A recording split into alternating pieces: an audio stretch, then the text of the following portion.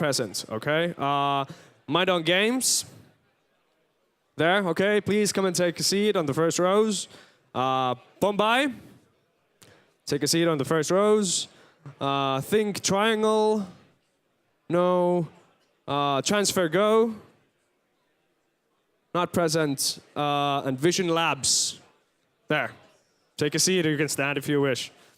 So, it's been a really long day, and now it has come time to go through the 20 last of the 100 lightweight startups. So this batch, it's actually focused on games, more or less. So half of the teams will be games startups, and half of them will be just generally anything. So, how does it work? 2-minute pitches, no slides. Then after that, the jury gives you 1.5 minutes of comments and questions. And then we move on to the next guy. After this, we run through the 20 startups. We choose the 4 who make it on to the round 2, or semifinals of the lightweight track. So, without further ado, I'd like to introduce the jury here. So, starting off with Jason.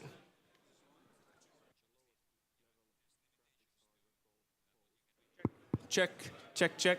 Great. Hi, Jason Ball. Work with Qualcomm Ventures. It's the corporate venturing arm of Qualcomm. It's kind of a large, big chipset company. I look at all things mobile and gaming. Hi, I'm Cristobal Alonso. I'm the CTO of a mobile operator on the Baltics, and I sit on the board of several startups in Lithuania and Latvia. The mic. Hello, I'm Ramin. I'm heading the labs at Rovio. That's, we make this game with the animals. And I'm one of the coaches of Startup Sauna.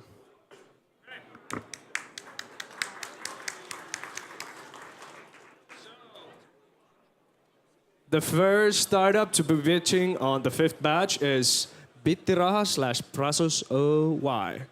Take the mic from there. Stage is yours. All right, hands up if you know Bitcoin. All right, you'll know about it now. So essentially, money is just ones and zeros these days, so sending money should be fairly simple, right? No, it's really not. It's a nightmare. We're still forced to use banks, PayPal, and credit cards, and there's a better way.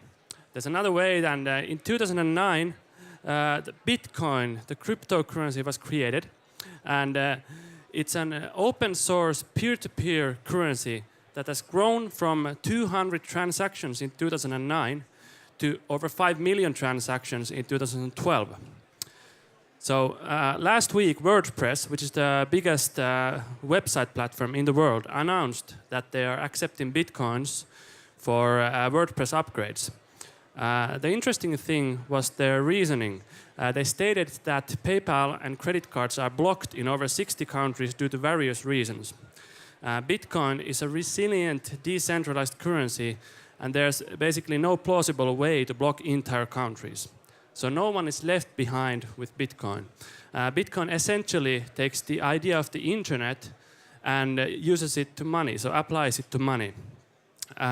What we do, our role in this is to provide essential services for the Bitcoin economy. We have Bitcoin exchanges and merchant services. 300,000 Bitcoins were bought and sold at our exchange since May 2012. And we have an exclusive deal with BitPay, which is the leading payment service with over 1,200 merchants, including WordPress. We have a talented team that's passionate and dedicated, and we really think that Bitcoin has the potential to disrupt the status quo of money and payments in a powerful way. And we plan on being at the forefront of that movement. We're going to change the world. I'm Henry Braid from Bittiraha.fi, and I thank you for listening.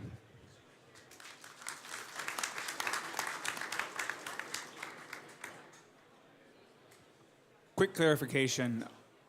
Are you the bank of the future? Well, in Bitcoin, you don't necessarily have any banks, but you could say that in a sense. So if you're the bank, what makes you a different bank? Well, with Bitcoin, you basically you have a choice. You don't actually have to use a bank, but still people want to have their funds secured or use the bank services. So you need all kinds of stuff. But basically, we don't do that. Our main thing is the exchanges. So people buy bitcoins with euros or dollars. That's our main thing. That's actually a big market now. There's $20 million moving every month in the world. And the second one is the merchant services. So the merchants that want to accept bitcoins, they need a service for it to make it easy. So we provide that. We have a product for that. So how do you plan to go against the high volatility of the bitcoins and stuff that, like what happened to Bitfloor, for example? Well, Bitcoin requires high security. We focus, we have a secure system, and we don't do the stuff with Bitcoin that requires the super high security, so the online, like storing people's Bitcoins. We don't do that service. Right. You require really high security to do that. But the volatility of like the exchange rate, we help with that with the merchants, so we take the risk, and it's getting better. It's a more stable currency this year than last year. So you're not a payment provider. You're more of an intermediary for those transactions. Yeah, pretty much. Yeah. How do you acquire merchants? Well, it's basically direct marketing because that's the way we do it right now, and basically. Okay, thank you, Bitteraha.fi. Thank you. Next up, Delicode.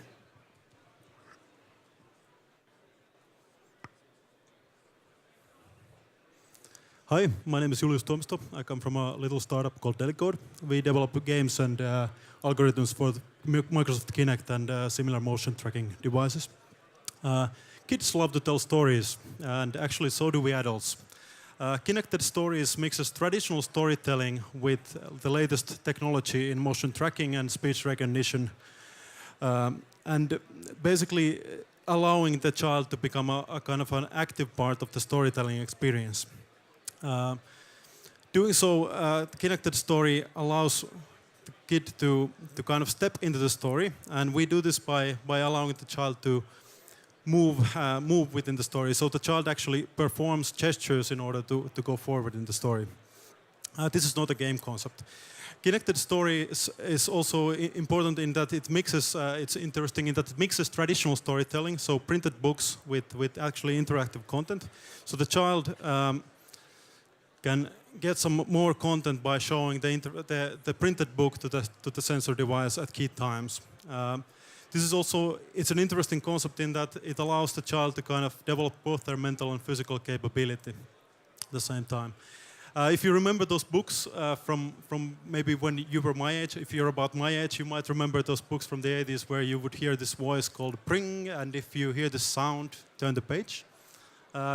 You might then kind of recognize that we are actually doing the same thing on the smart TV, but except that in order to go forward with the story, you kind of need to do gestures. This is the concept. Kinected Stories is hopefully going to be out 2014. We are currently, we have the prototype ready, and if you want to come check it out, you can come talk to me. Thank you.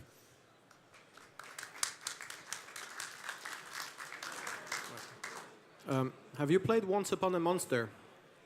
Once Upon a... Yes, I know this. Yeah. Okay, great game, and I totally buy the vision of doing this kind of storytelling and stuff. But the attach rate of text like Kinect, for example, is super low. Yeah. So how do you want to scale that kind of business? Yeah, the idea here is that we are not actually doing a game platform at all. So it's really a storytelling concept. So the replayability of this concept comes from the fact that the child actually wants to kind of experience this. It's like watching a Disney movie in a way, except that you're controlling everything by gestures. But what kind of platforms are you going for? So the platform would be the smart TV. It's not going to be the Kinect. We have the prototype ready. It works on all PC, Mac, and Linux, but we definitely don't think that the PC or even the Xbox market is the market for us. Do you have any numbers on the like attach rate of Samsung Smart TV, for example? The smart TV currently probably is not ready for this, but we want to develop this now because we think that this could be the thing that kind of makes the smart TV into a big platform actually. Because if you think about it, the kids and the living room, I mean, it's an obvious combination, I think.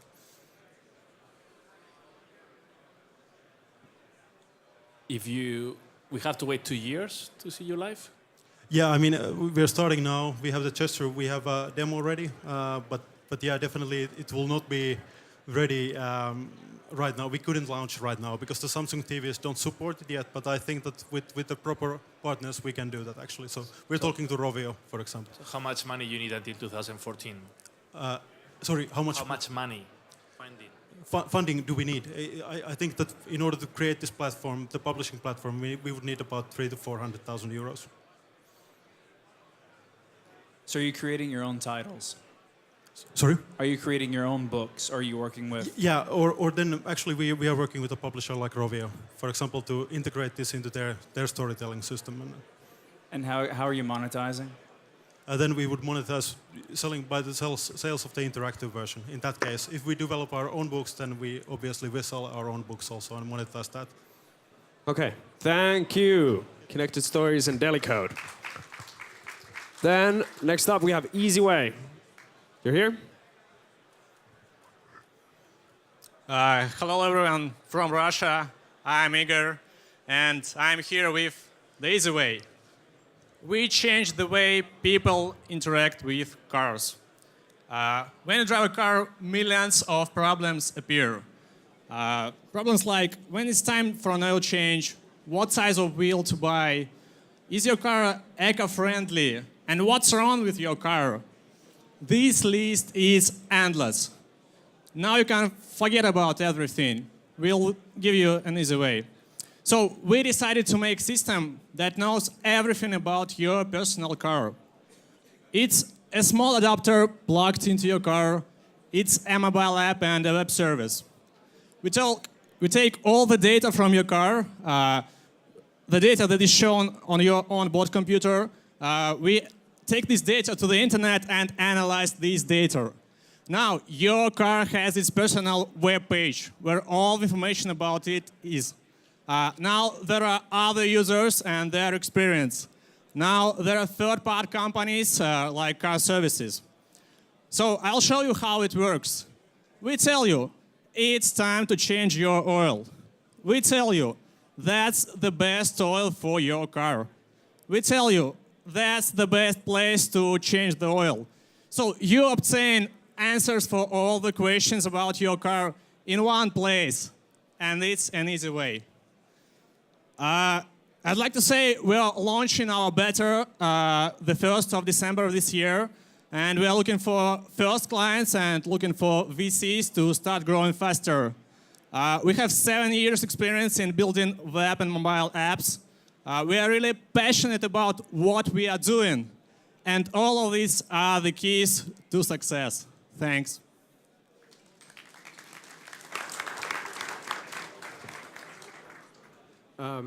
Thanks. That was a very original idea. I actually haven't heard of a pitch in that kind of field before, so thank you.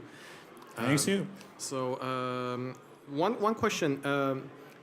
Are you aiming to be the provider of the service also, so creating the web service, the mobile app, and this kind of thing? Or are you aiming more to be like a provider of the data, so being more like a platform so people can plug in and you have an API and people build services around that? So we are making the service. We choose the business model of generating new clients to companies who sell the cars. So we give these clients to these companies. Our typical client is like my mom. She drives Peugeot. She knows nothing about it. There are two conditions in Peugeot. It's okay, it's not okay. That's all. She doesn't want to think anything about her car. That's our client, and there are millions of them. You know that cars, they're getting more and more complicated, and people who drive, they're getting more and more simple, and that's a real problem. Can your mom install this, or you need your mom some help? You know, it's very easy to install. You need just to find this hole. Yeah, this port is it's in every car, and just plug it. Install an app, and that's all. Even my mom, she can do it. And what is the cost of this device right now? It's only $15. Only $15. No more. Where is the hole in the car? I have no idea. I'm sorry. Where is hole? It's usually right here. under your wheel. Let's drive. There is in every car, yeah. So you're just charging $15 for the hardware, Uh-huh. and then for the service component, how much are you charging? Is it monthly, annually? So our client pays only for the device. Our app is free. Our service is free. We have a pool of companies that are ready to pay for new clients. So if you need to change an oil, you go to that company, you change the oil, and pays a commission to us. That's perfect. Okay. Thank you, Easy Way. Round of applause. Thank you. Next up, Glowforth. We have Glowforth here? No? Okay. Move on to next one, Infogram. Take the stage. Mike's there. Hello. Infogram is a web-based application for creating, publishing, and discovering illustrated data. It is the easiest way for people without design knowledge to create infographics, online interactive charts, and share that or embed that on their blog posts, articles. We discovered that people who add infograms to their articles gets up to 60% more social shares and traffic from social networks. So for news media that lives from traffic and from advertisement exposure, it's essential to get social traffic. And that is what attracts people. For currently, to visualize information, you have to have someone to do that, and it's expensive and it takes time. We give tools for people to do it themselves, and they seem to like it. Currently, there are 5,000 infographics created by Infogram every day. And in total, there are 250,000 infographics created so far. And it just doubles. The number of infographics created doubles every month. And currently, if you look at attraction, if you look at numbers, we're far the largest data visualization community already on the planet. And we just see that just starting to take off. We are a 3-people team based in Riga. We've been backed by Hack Forward, and we are alumni of Startup Sauna. And we just been named the best new startup of 2012 by Arctic 15. Thank you very much.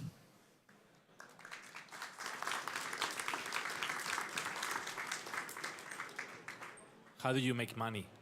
Oh, yeah. We even get 6 seconds to say that. We're launching premium version later this year, which will be subscription-based with additional features.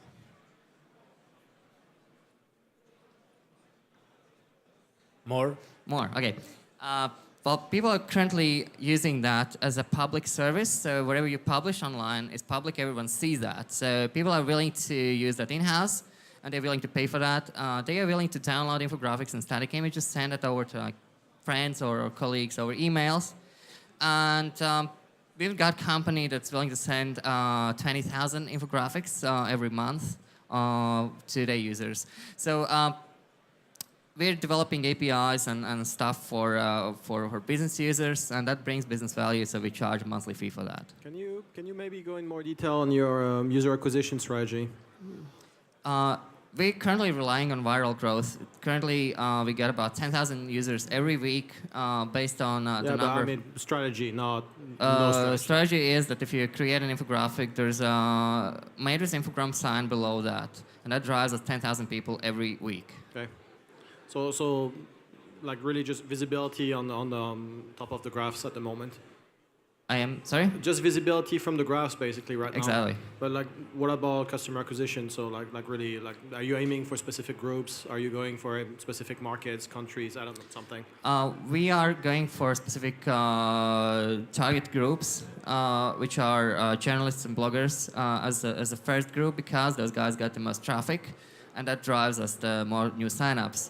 But 10 to 15% of current users are using that for education. So let's say the teacher takes the entire class of using Infogram in a educational process. It's being used by Columbia University, used by Stanford, and a couple of other places. What kind of repeat usage are you seeing on a monthly basis? I mean, the same user using that on like. I said it's currently I say below 10% of the users that generates most of the content. The pattern on how those people are starting to do that is mostly, and then the first target group we had is journalists, so they try to use that on their personal blogs even though they work for large media. And by the end of summer, we saw that in more and more increasing ways, they are starting to use and share with their colleagues for the in-house use in media. So these are the most like repeating usages. So basically they're testing out, they see that works, and they share with their colleagues. Okay, thank you, Infogram. Thank you. Next up, Lelu. Do we still have them here? Lelu, no? Okay. Moving on to Ludus Helsinki. There you go. Hello, I'm Raimo Malila from Ludus Helsinki. Think that you have a kid that is spending too much time indoors, in front of TV, internet, video games, making you worried about his physical and social well-being. Tens of millions of parents in developed world are sharing the same problem. But technology can be also our friend to solve this. Our product that consists of dedicated hardware devices, phone or tablet software, and a cloud service takes motion gaming away from screens into the real physical world. If you have kids from 5 to 14 years, then you are our customer. We start with 12 million families in Western Europe and North America, a €1 billion plus market. This big business opportunity is here now, and we aim to take a major share of the market through rapid international growth. Our 3-man founding team has 50 years experience with well-matching competencies. And we all had kids in our target customer age. We shall start selling our products next spring. Development of commercial product and market development are ongoing. For this, we are looking for €200,000 private funding. We are eager to tell you more. Thank you.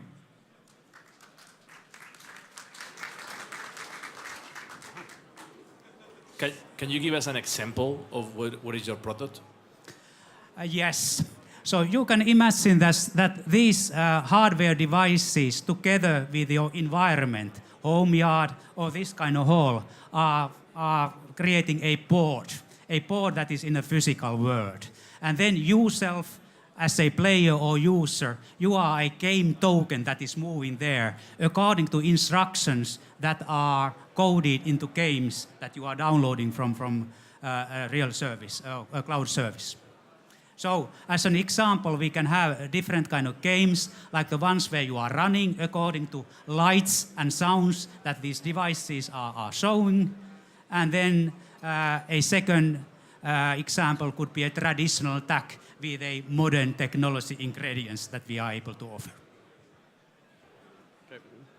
So to summarize, the idea is you have this box, it's a console basically, you take it outside, it has lights, you can press them, download games on it, this kind of stuff. It is not a console. So you are using a tablet or a smartphone to set up a game, and after the game has ended, to see the results of what has been happening there. So it is really controlling the playing and used for setup and for results, but actually during the game there isn't a screen like this or whatever in place. So sorry, you're making specialized hardware instead of using... Yes, yes. And do you have a picture of it? I'm struggling to understand the product. Yeah. It could be called some kind of button that can produce sounds and color lights.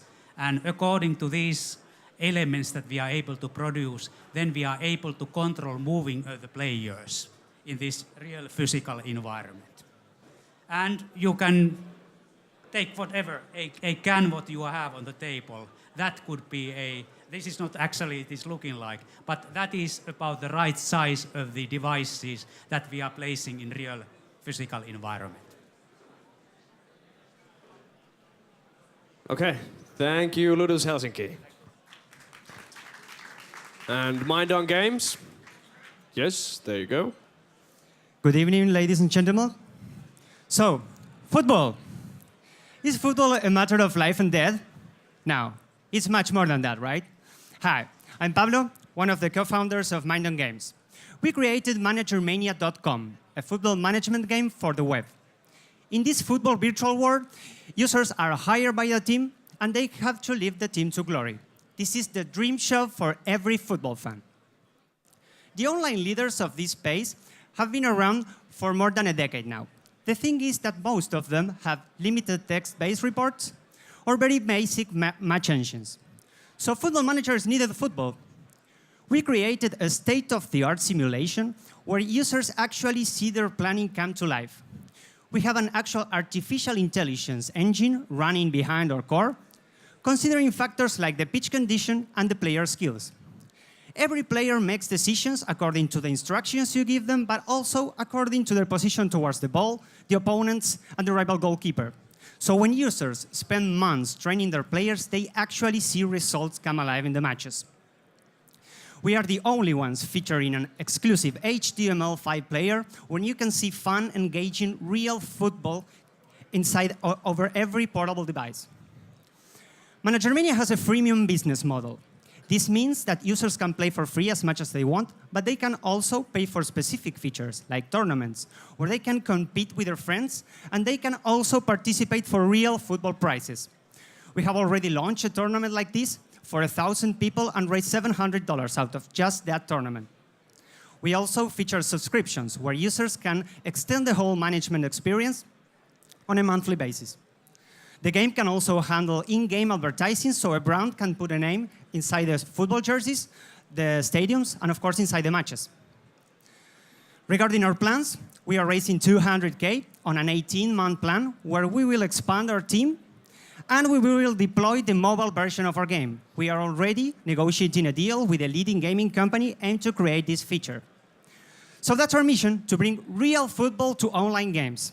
We will be demoing the game tomorrow at the event stage, so you are welcome to join me there. Thank you. Thank you.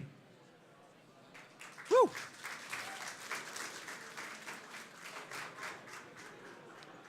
So, what do you feel is the? Is there a space that you feel is like a big opportunity space for you between a game like New Star Soccer and stuff like fantasy football? Because I understood you're trying to go in between kind of those two, right? Well, the game is not fantasy football. It's more like a strategy football. You are the actual coach of a game of the team, and you have to elaborate the whole tactic and also build a stadium and interact on a whole virtual football world. And you feel that's a big enough market on the web and there's demand? Yeah, the market, we have already researched, it has over 20 million active users. The world leader has 6 million monthly active users and is regularly one of the top 10 most played games on Facebook. Who's making it? Nordus. It's a top 11 brand. So if you've got a potential market of 20 million users, yeah, how much money could you make addressing that market? For instance, with a tournament, we have raised just for a single tournament $1, almost $1 per user. So with our business plan, we just need to get to 100,000 active users, and we are already, having revenue. Okay, thank you. Thank you very much. Next up, MNE Creations.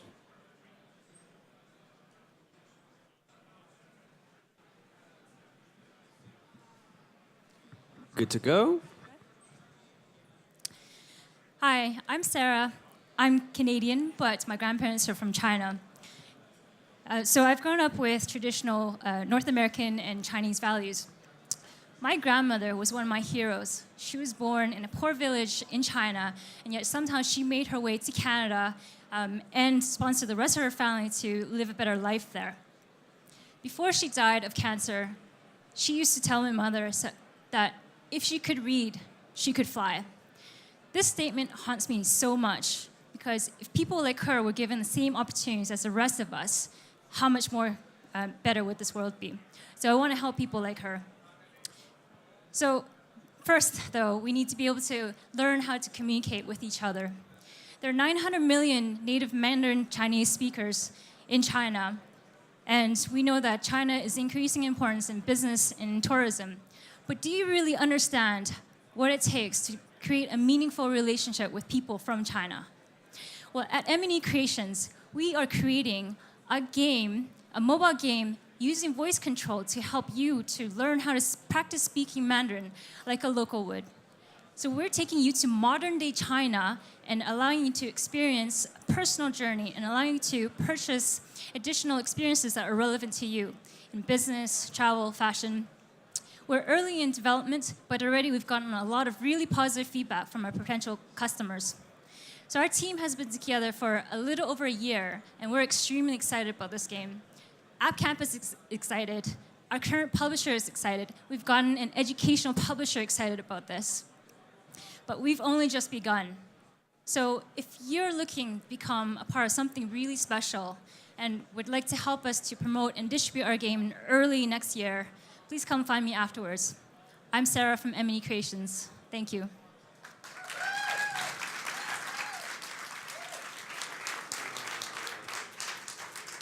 Well, 你好，我叫 Ramin, 我是法国人. And when you say voice control, that's what I'm thinking about. Like my broken Chinese with a French accent. Yeah. How would you deal with that? So can you explain more about the app? Well, so we're not building the technology itself. We're using third-party software. So in this case, we're actually focusing on using Microsoft speech recognition, which is actually really good in terms of recognizing different accents. I can go into more detail about the technical stuff offline. But so far, we've evaluated a lot of tech out there, and it's actually really good in terms of recognizing people. We also have a lot of control over how forgiving the system can be. So, Mandarin, one of the hardest languages on earth to learn. Are you helping with vocabulary, or are you helping with conversational skills once you have a command of the Mandarin language? It's a little bit of both. So we're focusing on beginning Mandarin speakers, or people that want to understand, have a taste of Mandarin, I guess. So what we've noticed with our initial focus testing is that people are playing the game, they're learning some of the words, but they're also improving in terms of the pronunciation. So for example, one of our interns has been working on this for two and a half months, and his pronunciation has improved massively. He smiles every time he thinks about it. So, we're really proud of this, and I'm confident that it'll actually help improve people's ability to speak Mandarin. Can I please get on your beta? Yes, you've got my contact information. How long will it take to actually learn Mandarin using your game? I think it depends on what level you want to get to. So if you look at the typical the system, so the HSK system, which measures your proficiency from level 1 to 6, we're looking at being able to help you understand or learn how to get to the intermediate level 1, 2, 3. I suspect it'll come really quickly once you actually understand how to pronounce things and play through our game, playthrough experience. So I'm hoping less than a year, but that's something that we're still working on because it's still very early. Final question. We've invested in a Chinese company helping native Chinese learn English. I haven't seen any companies vice versa, which is very important. How many competitors do you have? For learning Mandarin? Yep. Well, in terms of what's out in the market, I think when you take a look at mobile applications, traditional applications, most of them focus on memorization techniques because Mandarin is a lot about vocabulary and just remembering stuff. In terms of a little bit of a deeper experience, I think Rocket Languages is one that actually uses voice and has something a little bit deeper. But in terms of what we're trying to create, it'll definitely feel very much more like a game. So it'll feel very different. So we think it's unique in terms of what's out there, but there are definitely a lot of competing and similar products out there. Thank you, MNE Creations. People, thank you. And then Mubic Entertainment. Oh, why? Want to take the microphone from there? Good to go? Yeah. Hello, I'm Ilkka Räsänen from Mubic Entertainment. A few years ago, I invented a Marvel approach to music. Now I make it a global success story. Our team has developed a musical instrument everyone can play. We are really providing instrument that gives a new gaming experience that really opens up for everyone to discover their inner artist. Let's imagine a piano keyboard in front of you. Everyone knows what happens once you slide your finger from left to right, ascending series of notes. What if, what if someone changed the order of keys so that it plays a melody, any melody like this? Huge opportunity. You really can discover your inner artist using that. How we make business out of this? Well, it's easy. There are a lot of music in the world. So you can sell Mubic albums like pop, jazz, classic, you name it. A lot of that. Actually, Mubic opens a new channel for selling more music, like promotional. We also do good for people. Helsinki University and City of Espoo are planning to use this for therapy and treatment. Teachers are already using them in schools. People will empower their capabilities, creating their own content also. So opportunities are limitless there. 5 seconds. We are going to create a gaming platform that is mind-blowing soon with mazes and labyrinths and everything. So please come over to stage tomorrow for our booth and demos. Thank you.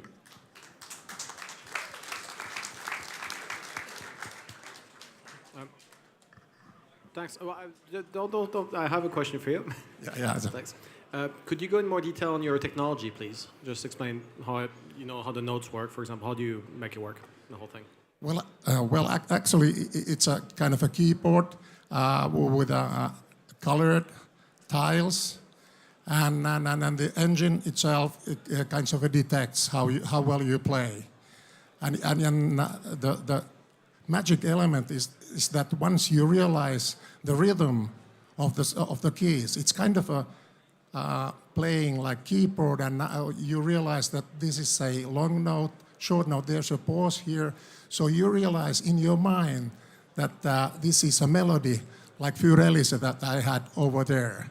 So, do you have an algorithm to determine the notes and the duration, or do you set them manually for the tracks people can play? We have an algorithm there, so we detect the pulse of the player, so it could be fast or slow.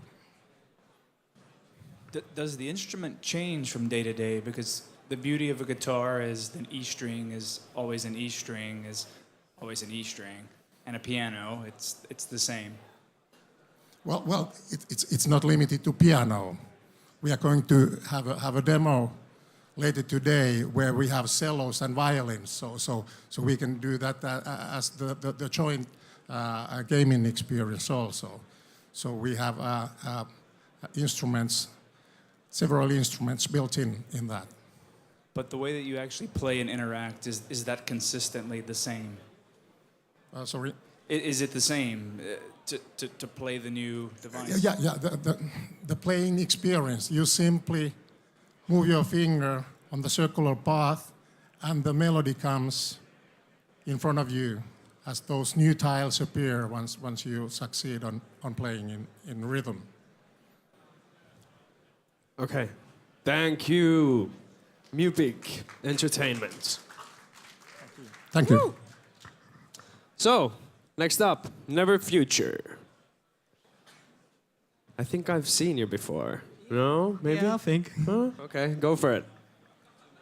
Hi, we are creating mobile game Never Future, which lets player be like real hero. Most of adventures games are focused on fighting between elves, orcs, aliens, whatever. We believe that player can feel more epic by fighting and solving real problems. So, Never Future is fighting adventures game which raises environmental issues. Game tells a story about apocalyptic world which is destroyed by pollution disasters. Player, to save the world, should fight against pollution monsters and uses weapon crafting system based on recycling of unsorted waste. So, player not only gets a great game, great adventures game, but also feels like real hero by solving real problems in meaningful story. Moreover, different quest endings makes player game replayable many times. So, our business model is freemium. Player can buy extra content in our game like weapons, armors, more quests, maps, and so on. We already promoted our game in various social networks like Facebook, Twitter, and so on. We already gathered a small online community around our game. We have about 50 beta testers and more than 300 subscribers in our waiting list. On our team, there's 5 members, developers and artists. We are participating in a lot of startup events like Startup Weekends, Business Run, and many more. We are finalists of Imagine Cup 2012 game design category. We are supervisors of game development community in Lithuania. So, we are looking for team or advisory board members with game marketing experience and contacts with Xbox Live. And if there's good reason to fight, let's fight for ecology. Thank you.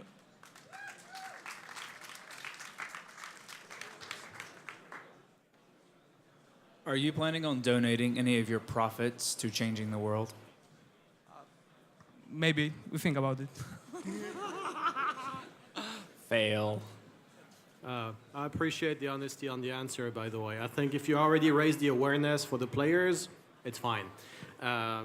Personal comment. Why Xbox Live? Like, wouldn't this, if you're talking about mainstream cause and reaching maximum amount of people, you would think that some other platform would be better fit? Actually, our strategy is to publish game on Windows platforms and get as big feedback as we can, and then publish it on Android, iOS. Why not start with Facebook or iOS? I know, this is our strategy, so we think about it. Can you explain, articulate your logic there of like a platform that has fewer users, why is it better for you? In our platforms, there is many games, so we can focus on Windows Phone. There's a small amount of games, like RPG games, so. How long will it take to migrate it to other platforms once you have the feedback and you have traction? About a month to port it on other platforms. Okay, that's it. Thank you, Never Future. Woo! We got Pombai here. Yo, take the mic. Thank you. Good evening, everybody. My name is Joe. I'm from the United States. I've been living in China since 2006, and I currently came here today with Enterprise Lithuania, where I've based myself for the last 4 months. So Pombai is not a game. Pombai is a ticket marketplace, specifically transportation tickets, focused in Asia, helping not only you, English-speaking travelers, but really Chinese travelers get around Asia. Now, I'm talking about transportation tickets on buses, boats, some planes, and trains. So what we've done is we've solved a few problems. Being able to book online in advance was a big one. Being able to do it in Mandarin was another one, or English. And reducing fraud by having an invitation-only merchant system. Now, we launched the product a couple of weeks ago, started in Nepal. We signed up 5 merchants there, 3 of the top ticket sellers, travel agencies in the country, and we've since expanded into 12 countries. They're not all in Southeast Asia, but most of them are, with a little over 40 merchants. and that's where we are today. I came here looking for a sophisticated lead investor that could help some of the other investors we've already put together for this round, and to continue operations based in the Northern Europe and grow with my team from there. Thank you.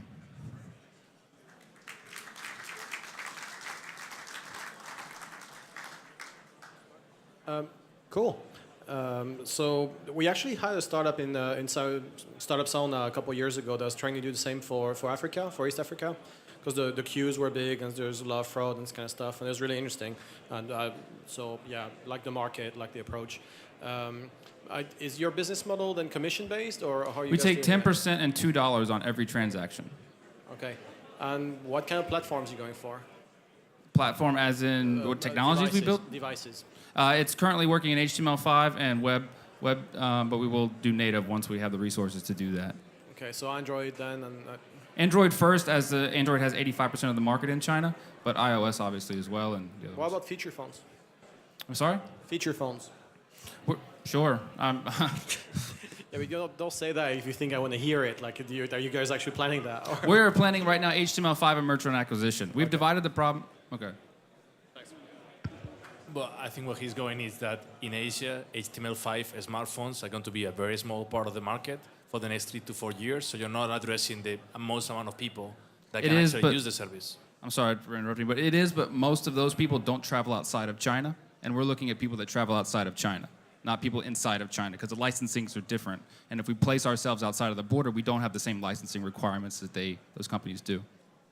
That's actually the question that I had for you, or clarification. Are you targeting Westerners, or are you targeting Chinese natives? We're targeting Chinese people going to Southeast Asia, which they are the #1 tourists in almost every country in Southeast Asia today, and then expanding once we do that. Okay, thank you. Thank you. Bombard. Next up, we have Root.io Technologies. Thank you.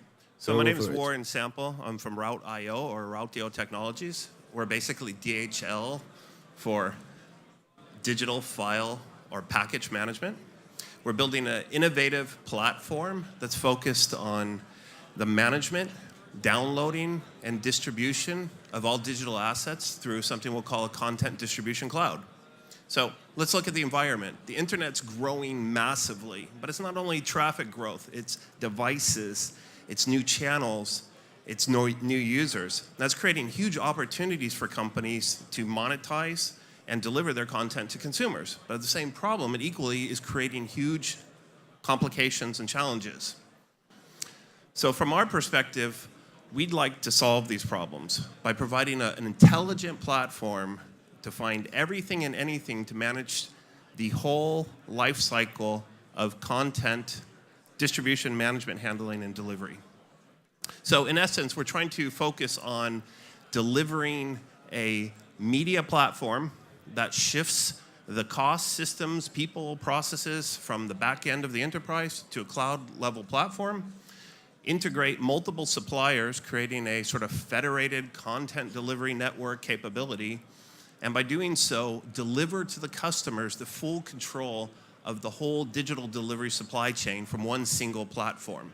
Now, the advantage here is putting intelligence or tools for our customers to change the way they shape their traffic, their supply base, their cost structures, or meeting the needs of different endpoints over the internet in a more intelligent and slick way. We're a new startup. We're building the platform. We've got investors in the public side and are looking for about 60K or so to finish this product, to be 7 to 8 months out, ready revenue, and I guess I'm out of time.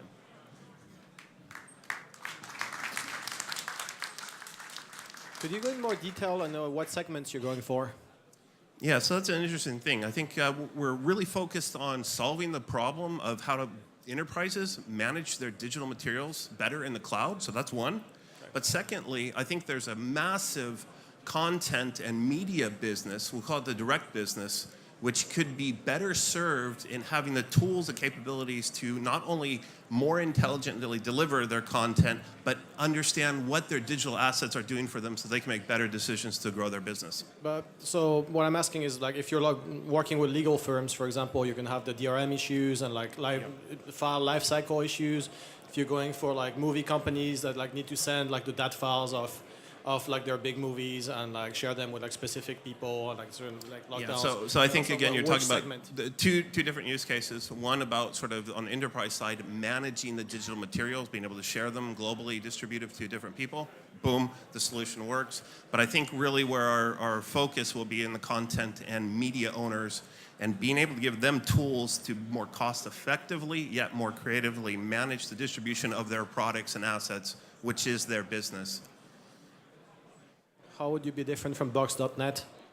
Well, I think one of the things that we really focus on is the digital delivery supply chain is about a $10 billion market in about 2 years. And today there exists really no end-to-end holistic solutions that can deliver the power and need of all of that from one single platform.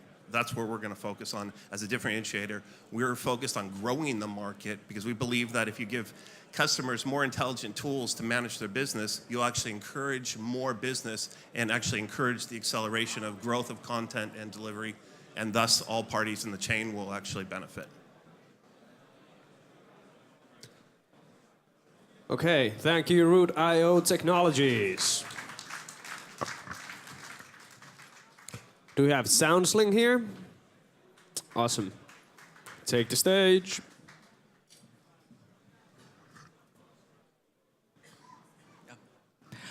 How many of you play a musical instrument? Okay, it's okay. Blame your parents. Did you know that over half of the US households have a member who plays a musical instrument? I have a vision. I believe that more people would actually record their own music if it was easier and more fun. So we want to make recording and sharing your own music easy for everyone. Well, how this is done? By offering an easy recording tool with smooth cloud functionality. And when you have to work with multiple recordings, the version control will be easy as breathing. Currently, it's quite difficult to keep track of your musical ideas, and sharing them with your fellow musicians is even more difficult. So SoundSling is a music sketchbook which doesn't need a degree in engineering in order to use it. With SoundSling, you can do 3 things. First, record your ideas with your mobile device. Second, archive your ideas in a cloud. And you can keep your tracks in order with state-of-art version control. Third, share your stuff with those you have chosen, like the bandmates. SoundSling will have a subscription model based on the feature and storage size. Our team has a quite clear goal. We want to be the first choice for musicians and music educators in assisting them with creating and composing their own music. So thank you for listening. I hope to tell you more in the next round.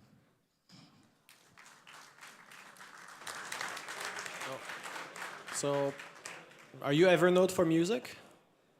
Yeah, you could say that. Okay. So, GarageBand, it's pretty easy to use. Yeah, we are. Our plan is to. We have now. We start with Android, and then we go. We're going to have standalone app quite soon, just to feel and test the experience. After that, we'll roll out the whole cloud experience. I think the Apple and those they don't solve the whole problem. I think the complete solution simply does not exist. There's parts. I agree, it's a very nice, easy to use, but this is still different, I feel. And so how are you charging? We will have a subscription model, quite similar than some of our players in the same field. Also, in order to expand, I feel we are quite interesting partner for some players. And also, we are thinking about partnershiping with, actual like a microphone. People who actually build microphones, because that's quite, I think, interesting area. What is it that Evernote and SoundCloud don't cover in what you want to do? Yeah, nice you asked that question. SoundCloud, as they describe themselves, they say that they are YouTube of sound. So what we are like the Moleskine notebook for music. You know, we are classy and we are a bit more private. That's the key difference, and I think that's very important. Yeah, but I asked about Evernote as well. Actually, it's very interesting you said Moleskine because they actually have a partnership with them that they launched last week, I think. So how do you differ from like, you know, audio capture on Evernote? Are you sharing that with your friends? Yeah, we will have also like the key thing is to record easily with your mobile device, with any device, and if you have a recorder, you can download with your home computer. But the thing is that we will have like a recording tool with there's some functions you can easily like mix on the go, like the music. So it has like rich in features. Okay, thank you, SoundSling. Woo! Next up, Story Hop. So games, all right. So games, as they exist today, they got a problem. And that